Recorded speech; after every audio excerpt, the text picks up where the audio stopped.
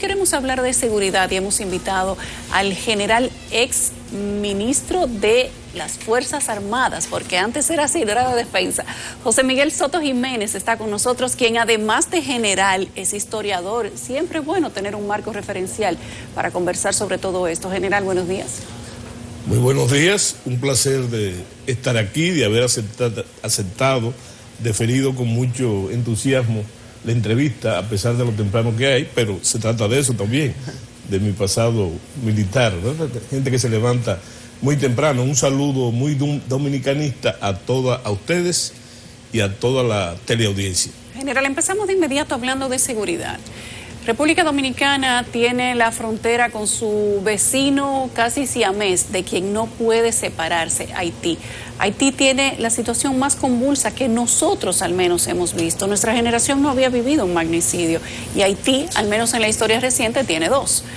¿Cómo ve usted desde el ojo del militar, del ex secretario de las Fuerzas Armadas, de una persona con un nivel de información alta y que fue alta en su pasado también, la situación que vive Haití y las posibles implicaciones para República Dominicana? ¿Qué se cocina detrás del asesinato del presidente de Haití? Bueno, usted lo ha dicho desde el principio y hizo casi un análisis geopolítico, diría yo. Nosotros somos el centro geográfico del Caribe insular, eso hay que tenerlo muy en cuenta. Y el Caribe siempre ha sido un área inestable y convulsa. Lo importante es que ahora, después de un largo tiempo sin esas condiciones, por lo menos críticas, ahora se ha revolteado, como decimos los dominicanos, el Caribe, ¿verdad? Y entonces nosotros, muy buena observación, permanecemos bastante estables, ¿verdad? Como si tuviéramos ajeno a ese tipo de inquietudes, vamos a llamarle así, políticas, de desórdenes políticos, de inestabilidad política, cuando antes no era así. O sea, nosotros inclusive hemos perdido el feeling, como dicen los norteamericanos, en ese tipo de inestabilidades del Caribe, que es propio del Caribe. Y en cuanto a lo de Haití, yo quería hacerte una observación bastante crítica a la vez, porque Haití tiene muchos años, por no decir todos los años de su historia, inclusive atendiendo sus periodos dictatoriales, que han sido muchos, en convulsión. El sino, si se le puede buscar un sino a un país, en ese sentido, ha sido la inestabilidad política. Y eso envuelve todo. Y refleja los esfuerzos permanentes de seguridad que ha tenido y tiene que tener y tendrá que tener la República Dominicana para cuidar su soberanía y su seguridad a nivel nacional. Lo que estamos viendo ahora es un pico dentro de esa inestabilidad permanente de Haití. Y dentro de esta crisis ocasionada por el magnicidio del presidente Moïse, entonces hay que ver y no perder de cuenta, porque nosotros los dominicanos tenemos la memoria corta, nunca dejar de tomar en cuenta que Haití tiene 18 meses en disturbios graves de su paz, no de su estabilidad. Ese ha sido el continuo. Yo dije aún en la dictadura. Aún en la dictadura, por ejemplo, la última como referente de François Duvalier, tenemos eso ahí, que no fue simplemente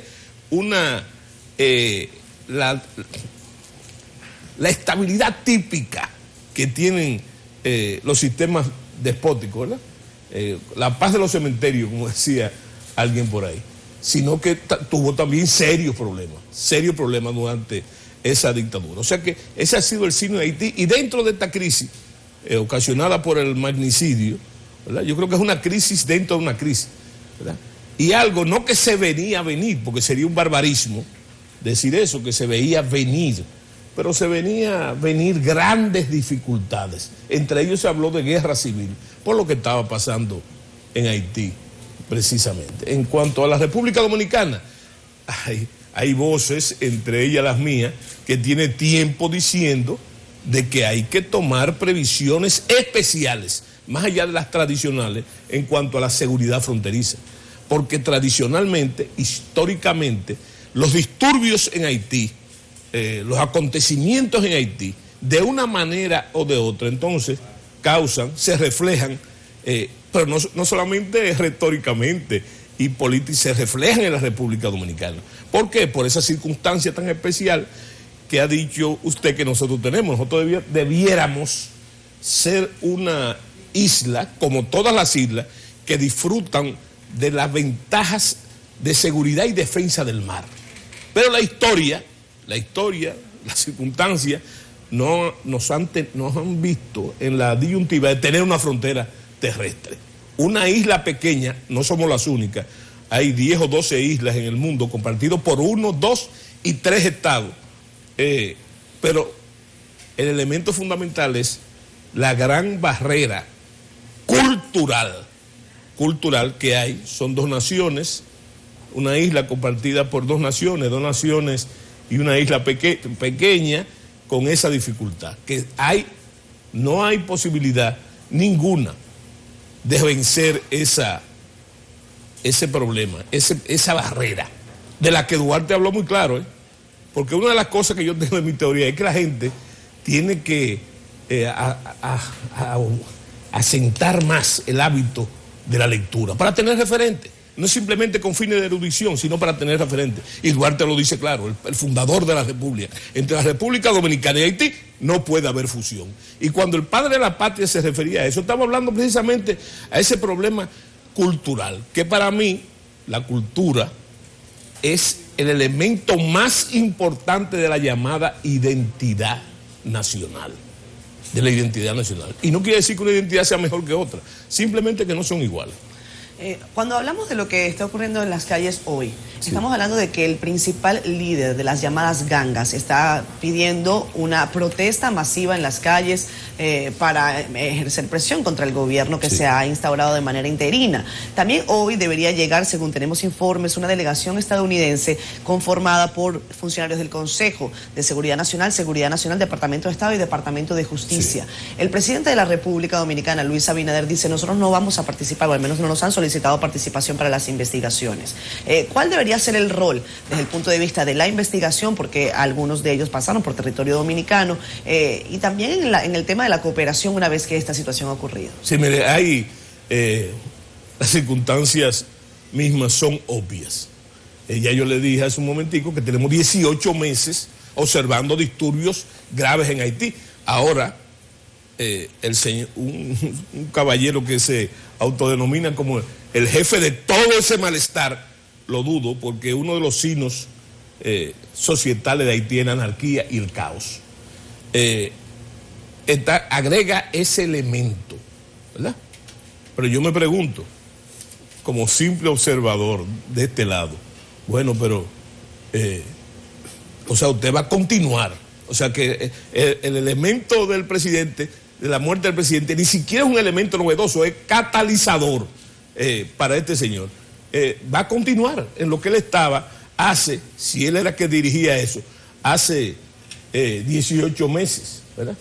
Una crisis que se puede ver, esos 18 meses de disturbios que ocasionaron muchísimos comentarios dentro y fuera de Haití sobre el futuro de Haití, es ocasionado precisamente por el hecho fundamental, es un malestar político, que no simplemente es la oposición haitiana, porque sería fácil, en esa lógica de los investigadores, ¿a quién beneficia el crimen del presidente?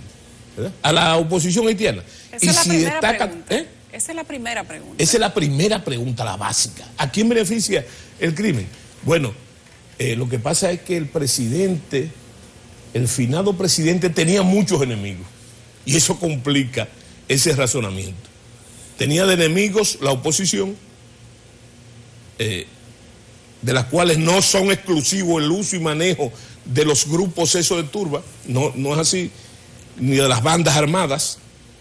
Tenía de enemigos también sus propios partidarios, y se especula de que un sector mayoritario de la burguesía haitiana, ahí se enraizan las tres causales posibles del crimen.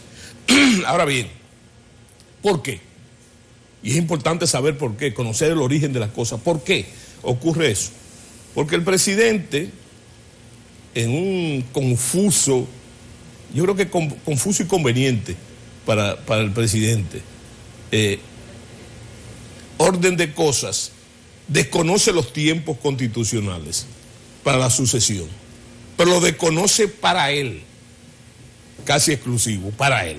Sin embargo, a los diputados, a los senadores, a excepción de 9, entonces lo da como dice la justicia, pena cumplida, y salen del juego, y queda él, a pesar de haber cumplido su periodo constitucional. Entonces, llama a reformar la Constitución, pero resulta que hay un problema técnico también. No se puede, por la propia Constitución haitiana, no se puede reformar la Constitución haitiana mediante referéndum, ¿verdad? Entonces, de todas maneras, por tiempo, como decíamos nosotros, por fin, finalmente se establece, en ese orden de cosas, se establecen las elecciones, o las posibles elecciones, para el año que viene, ¿verdad? Y en medio de eso, entonces se produce el lamentable magnicidio. ¿Qué es lo que sucede realmente? Es lo que te decía de la lógica del crimen, que usted no sabe. ¿Quién fue que mató al presidente? ¿De dónde vino? Porque tenía muchos enemigos, y ya te digo que hasta sus propios parciales. Había roto hasta con Martelly. No, había roto con Martelly, pero fíjate, el actual primer ministro, o el que hace unos días fue primer ministro, era del grupo de Aristide. Sí, Giuseppe. Hay cosas que hay que analizar, naturalmente. No me es dado a mí porque yo no soy ese, no tengo por qué ser investigador de eso, pero hay que, como analista, hay que observarlo. El presidente Aristide hace 17 días salió de Haití, supuestamente con COVID. ¿Rumbo a dónde? A Washington. A Cuba. Yo no he leído ningún parte médico sobre el estado de cosas, pero también sospechosamente el que ocupa el cargo de primer ministro a la muerte del presidente, que tenía 1 o 2 días, no se había juramentado. Se iba a juramentar el día que lo mataron. Se iba a juramentar. Es precisamente, o era del partido Lavalas, sí, que era el partido de Jean Bertrand Aristide. Fíjate qué caldero de cosas. Ahora, desde el punto de vista técnico, y ahí yo puedo hablar con mucha propiedad, por mis vertientes, por mis vertientes de estudios y pensamientos y experiencia, yo te digo que yo fui el primero que por lo menos comuniqué a la prensa el día del magnicidio, porque me preguntaron lo siguiente: si tú haces un breve estudio de los magnicidios, no en América, no en el mundo entero, y en la República Dominicana, tú vas a tener que nunca se producen en la casa del presidente, en su residencia o en el palacio. ¿Por qué? Porque hay 2 bastiones de seguridad siempre en eso, ¿verdad? Entonces fíjate que todos los magnicidios ocurren o en ruta o en vía, como el de Kennedy, como el de Somoza, como el de Ramón Cáceres. O en eventos. ¿Se producen en carretera o en eventos? En carretera primero y en eventos después. Eso te iba a decir, en actos públicos, sí, en fiestas privadas, o en fiestas como la de que mataron al presidente Somoza. Sí. Somoza padre fue y lo mató un poeta, valga la maldición. Teníamos de referencia anterior el magnicidio de Castillo Armas, que había sido dentro del palacio. Sí, pero eso fue dentro del palacio, y en el que se involucra a Rafael Leonidas Trujillo, sí, Molina. Sí. Y yo estuve donde se produjo el magnicidio de Castillo Armas. Y hay que comprender que en Guatemala hay una casa presidencial. Y en una residencia que no la hay aquí, una residencia presidencial. Entonces, en esa residencia está muy cerca o casi al lado del Palacio Nacional. Y al presidente lo matan precisamente, eso lo unía a un túnel. Cuando él va de su casa, lo mató un soldado, un sargento, ¿verdad? Bueno. Y entonces tenemos ese caso, ¿verdad? Pero ese es uno de los pocos casos Se puede decir que lo mataron en el recinto presidencial, en el recinto. Bueno, sí. Déjame llegar a la frontera otra vez. Sí. Tú expresaste algunas dudas sobre la seguridad fronteriza. Sí. El presidente Abinader dijo ayer que la frontera está asegurada. Sí. Ahora se ha dicho que sellada.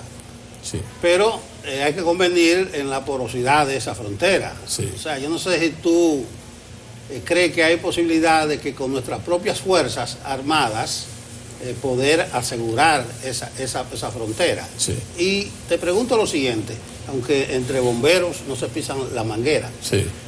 El día, en la mañana posterior al magnicidio, nosotros estuvimos transmitiendo aquí y contactamos Dajabón, Pedernales, todos esos puestos.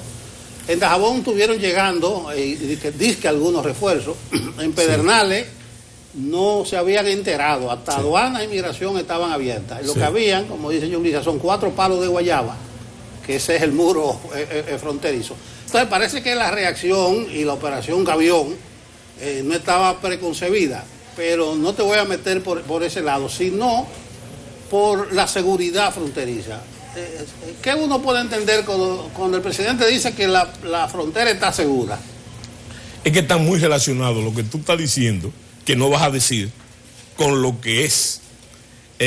Yo vi la declaración del presidente de que la hizo en Constanza, en el icónico 6º Batallón de Cazadores, que tú sabes que yo fui uno de los comandantes que más duró ahí, ¿verdad? Y estoy muy ligado en mi carrera al 6º Batallón de Cazadores. Yo creo que las cosas no pasan por casualidad. Que él diga eso en ese recinto es una forma de especificar lo que está pasando en la frontera. Y él lo dijo claro. Cuando el presidente dice que está totalmente asegurada, más allá de esas observaciones que tú haces, la frontera está en este momento totalmente asegurada. ¿Es posible con la fuerza que tenemos? Sí, porque se relaciona con la mención que tú hiciste del plan Gavión, que es un plan de contingencia de las Fuerzas Armadas para ese tipo. Yo no voy a entrar en detalles, so pena de dimitificar el plan, pero yo sé que el plan Gavión, la ejecución del plan Gavión trae a un punto muy cercano a lo que dice el presidente, ¿verdad? Todo depende de los niveles de ejecución, y los niveles de ejecución no son opcionales. Un plan se convierte en orden en el momento precisamente que se dan las hipótesis que generaron el plan, ¿verdad? Entonces, yo pienso que sí. Ahora bien, ¿por qué tiempo? ¿Por qué tiempo? Y la gran presión también ha salido en los periódicos, que es el aspecto de los comerciantes que están clamando porque se abra la frontera, de uno y de otro lado, ¿verdad? Ahí salió Barbecue, ¿te conoce esa figura, Barbecue? Sí, claro. Que van para la calle ahora, en este momento, porque tienen necesidades de comida, de dinero y de abastecimiento. Sí. Ahí entonces, no hay plan Gavión que valga. No, hay plan, claro que sí. No. Está contemplado. Eso está contemplado en el plan Gavión. Pero diga quién es Barbecue para que la gente sepa de qué figura. No, pero dilo tú, por favor. Bueno, Barbecue es uno de los jefes del G9. El G9 son las 9 bandas armadas más fuertes que tiene Haití, que controlan toda la violencia. Una confederación de bandas. Sí. Oiga eso. El G9. Los datos señalan, yo tenía eso por acá, más de 1000 secuestros en todo el 2020. Sí. Una cifra definitivamente desproporcionada para la cantidad de la población haitiana. Hay una pregunta recurrente que le hacen a uno, incluso colegas internacionales. ¿Por qué ocurre esa situación en Haití? Qué interesante. ¿Y por qué no se permea la República Dominicana de una situación tan violenta como la que ocurre en las calles de Puerto Príncipe y también de otras localidades? Sí, vamos a tomar la respuesta de esa pregunta sobre el camino que dejó tendido Nelson, ¿verdad? Mira, déjame decirte que lo que está pasando ahora ya pasó. Ya ha pasado 20. Afortunadamente para ustedes y para mí, que se deriva la experiencia de eso, yo era el ministro de las Fuerzas Armadas y fue el derrocamiento de Aristí, no el ajusticiamiento de Aristí, el golpe de Estado. Derrocamiento, el golpe de Estado de Aristí. Tenía su Gavión. Sí, y tenía, fíjate, y había más problemas, había muchos problemas más, porque recuérdate que había, no esas bandas, pero había varios grupos de guerrilla en Haití, ¿verdad? Algo peor, que amenazaban de usar la República Dominicana como santuario. O sea, operar, entrar y salir, ¿verdad? Entonces la Fuerza Armada tuvo que tomar una serie, no solamente poner en función el plan Gavión, porque el plan Gavión, quiero decirlo, ¿verdad? ¿Siempre se ha llamado Gavión? No. Okay. No. Y tú lo dices con premeditación y alevosía, no era Gavión. Siendo yo coronel y J3, o sea, oficial de planes y entrenamiento, me tocó a mí reformar el plan que había, ¿verdad? Y hacer el plan Gavión en compañía con los oficiales delegados de las Fuerzas Armadas que estaban en el J3, de forma organizacional. Y entonces, yo recomendé en ese momento que era aberrante y peligroso que el plan Éxodo no se variara. El plan Éxodo era el plan anterior. ¿Y tenía que ver con qué?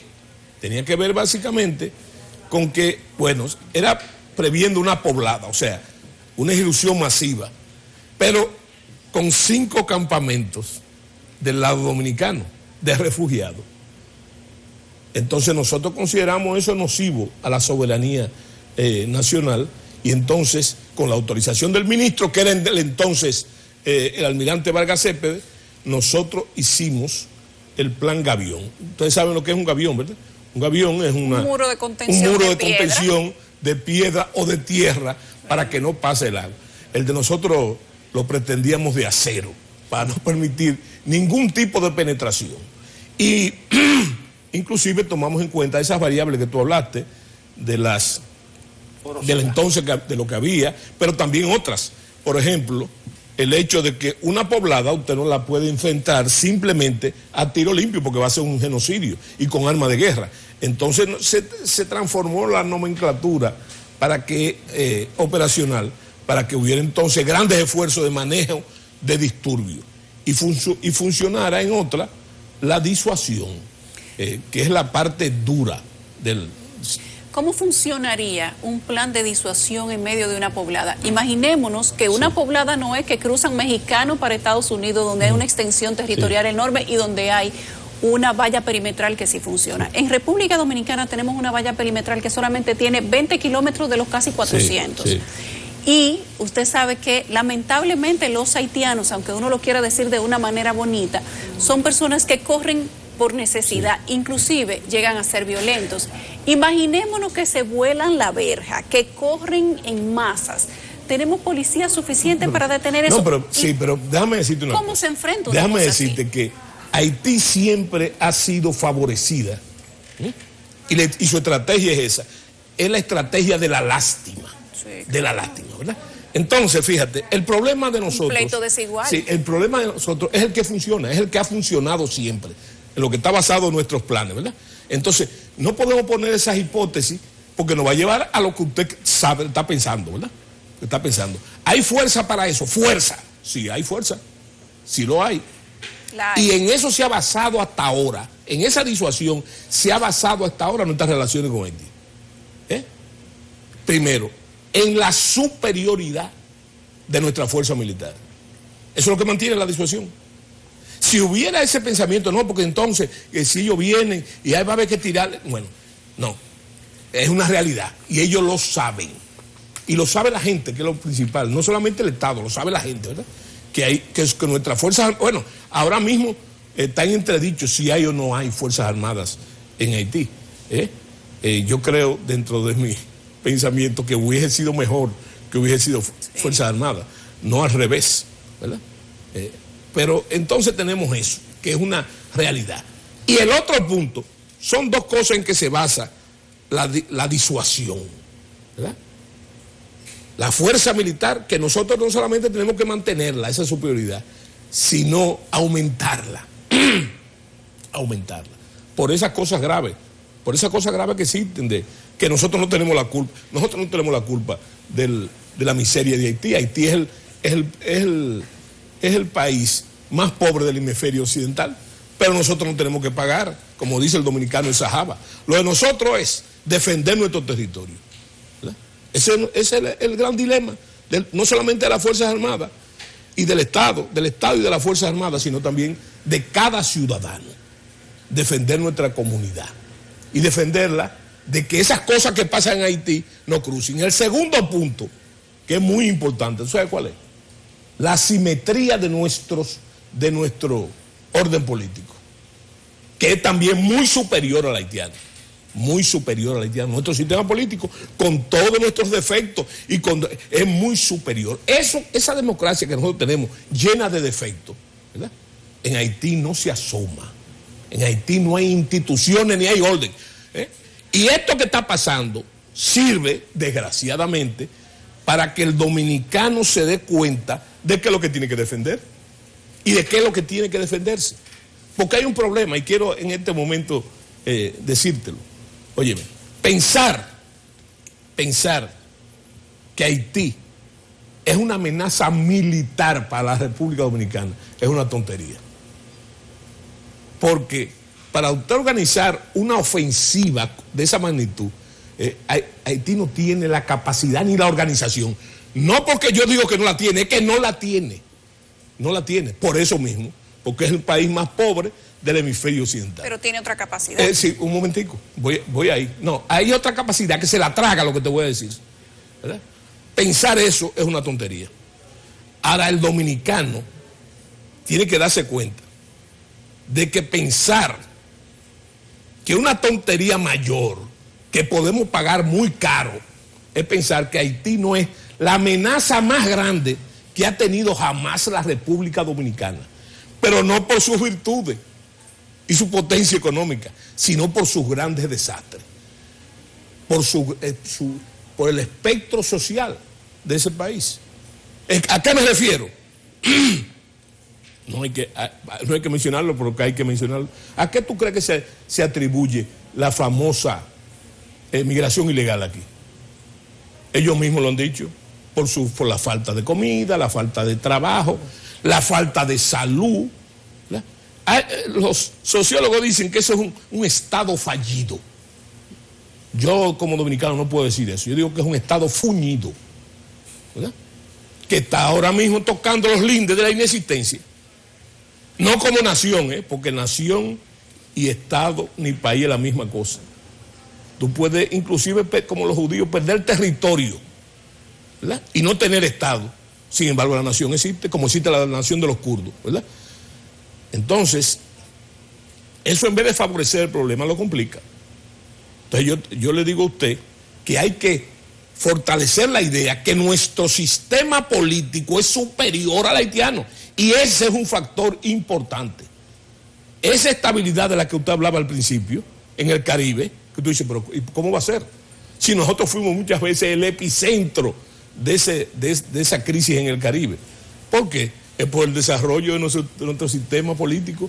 Y yo creo que cosas como esta llaman a que usted tiene que cuidar, no solamente el país, tiene que cuidar su democracia. Para que no ocurran esas cosas. Que no ocurran esas cosas. Y vuelvo y te repito, lo que está pasando en Haití en cuanto a las amenazas que nos pueden afectar a nosotros, tiene mucho tiempo pasando. Tiene muchos años pasando. Y de forma crítica hace 18 meses, que es el asunto de las bandas. Ahora eso pasó ya, te digo. Siendo yo ministro pasó lo mismo. Y yo no sé si tú recuerdas, en cuanto a la eficiencia o no de los planes y del plan Gavión, yo no sé si tú recuerdas que varios de los jefes guerrilleros haitianos intentaron cruzar la frontera y fueron capturados. Y lo tuvo primero las Fuerzas Armadas y después entonces se resolvió por nuestro sistema político, la Cancillería, etcétera, pero fueron capturados. Entonces, yo no te dude a ti, por más porosidad que tenga la frontera, ¿verdad? Por la objetividad y la practicidad de nuestros planes, yo no te digo que permanente no sea así, yo te digo ahora, ¿verdad? Porque yo te digo también que hay que observar que anteriormente hubo descuido. Hay descuido. Y el descuido no solamente de las Fuerzas Armadas y del Estado, de la población también, ¿verdad? Entonces, eso no, ahora no va a haber filtraciones. No va a haber filtraciones. Todo el que trate de cruzar la frontera, ¿verdad? porque no estamos hablando de una persona, de un grupo, va a enfrentar los dispositivos de seguridad. En este caso de las Fuerzas Armadas. En otros países la Gendarmería, pero en este caso las Fuerzas Armadas. Se nos está acabando el tiempo, Sí. o se acabó realmente. Hay una corriente de pensamiento entre estos análisis, que el hecho de toda esta fotografía de los ex militares colombianos, los mercenarios, posando en lugares turísticos de República Dominicana, envía dos mensajes.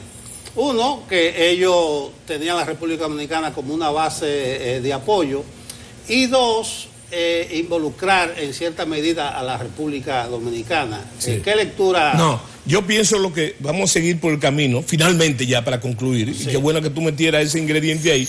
Bueno, déjame decirte que tradicionalmente, históricamente, lo que se llaman los organismos de sanción en sociología, ¿verdad?, o de coacción en Haití, nunca han sido formales. No ahora, no. Nunca han sido formales. Para referirme a tu caso. Nunca han tenido un DNI. Un DNI nunca han tenido. No cuestión de. Ellos han tenido el típico caliesaje, que la palabra calié viene del creol y viene de la época de la independencia dominicana. Calié, lo que quiere decir el individuo del cuaderno, el que anotaba cuando se juntaban 2 o 3 dominicanos que eso se le olvidó también al dominicano, porque la dictadura de Boyer fue una dictadura, no fue una ocupación simplemente. Entonces yo lo que te quiero decir es que en Haití nunca han existido, los poderes de coacción nunca han sido formales, el ejército haitiano, nunca ha sido eso. En la diferente, es una característica, por eso voy a lo cultural, característica de que son propicias ese tipo de organizaciones, ya sea de policía política, en su expresión más primitiva, como los tontón macú. Fíjate que, ¿o tú crees que la dictadura de Duvalier estaba cimentada básicamente en el ejército? No, eran los tontón macú.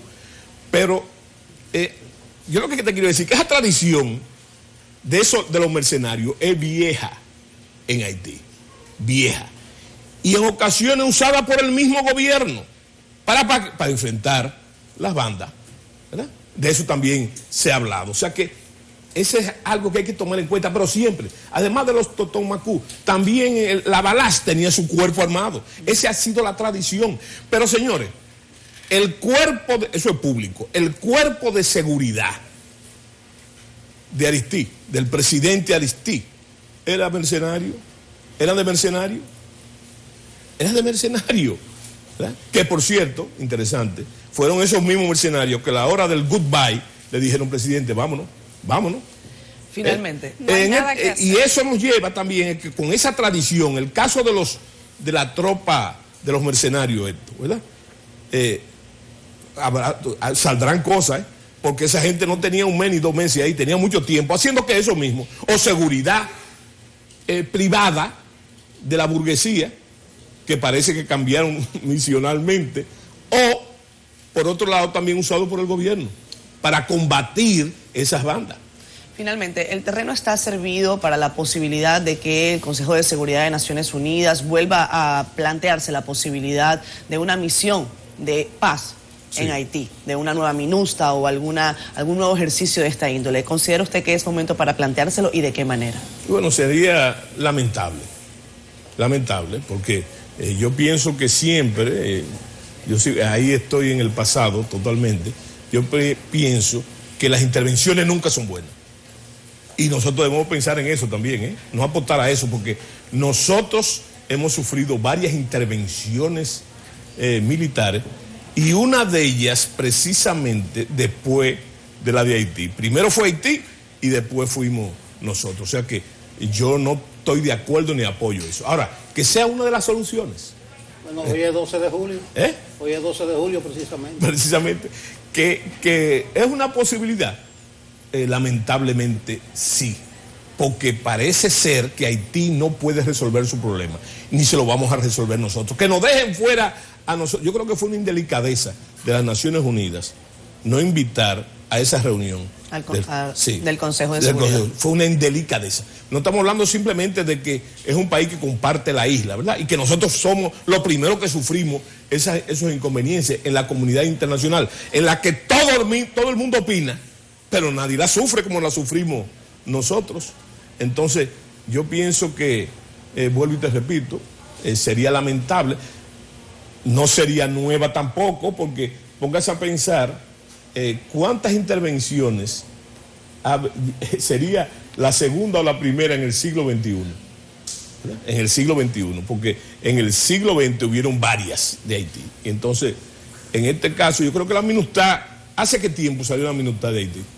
Va a cumplir 4 años ahora. Bueno, imagínese usted. Y duró 10. Y duró 10. Y la diferencia... Sí. Ahora, ¿qué se resolvió? Me pregunto yo. ¿Qué se resolvió? Nada. No dejaron policía, no dejaron ejército, dejaron muchísimas enfermedades y pobreza, dejaron enfermedades. Dejaron y lo situaciones importante, de no derechos organizaron humanos. la democracia que aspira la comunidad internacional, que también la veo como hay mucha tela que cortar. Culturalmente ¿será posible esa democracia al estilo americano en Haití? Es una pregunta, ¿verdad? Bueno, nosotros, tú mencionas la indelicadeza del Consejo de Seguridad. Hay otra faceta tuya que pudimos haber explotado, que es la de diplomático. Es embajador en Taiwán, es embajador en los Emiratos Árabes. Estuviste metido en Washington todo el tiempo, una figura que cubrió una etapa importantísima de la democracia militar, porque Soto era el militar democrático, el hombre que relacionaban con Peña Gómez y por eso cayó de secretario ahí inmediatamente. Pero ya tendremos ocasión de hablar de eso y otra cosa. Si es un viernes, nos vamos por la poesía, porque el hombre también es poeta, señor. Yo lo sigo en Twitter por poeta, no por político. Déjenos revolotear la musa a esta hora de la mañana. Bueno, gracias. No espantar las abejas. Exactamente. Tú nos dejas grandes preocupaciones. No vayan a caer en Haití las abejas de Soto Jiménez. Como tú eres un hombre del inside, de adentro, tú dijiste todo lo que puedes decir por televisión, pero tu exposición denota mucha preocupación por los acontecimientos en el vecino Haití. Que no es reciente. Exacto. Déjame corregirte. Mi preocupación, y lo que si me siguen en Twitter lo saben, viene desde mucho antes del magnicidio, ¿verdad? Mi preocupación. Y te reitero que en cuanto a la inmediatez de lo que está pasando ahora, yo no tengo dudas con relación a las previsiones y a los planes de seguridad de las Fuerzas Armadas. Pero vuelvo y te digo que no se puede bajar la guardia porque esto va a acabar. El pico de la crisis va a acabar y ojalá que acabe afortunadamente. Sí, pero hay un vacío político de poder, que ahí nadie puede jugar su numerito abonado. Muchos apuntan a una guerra civil, que es posible ahora.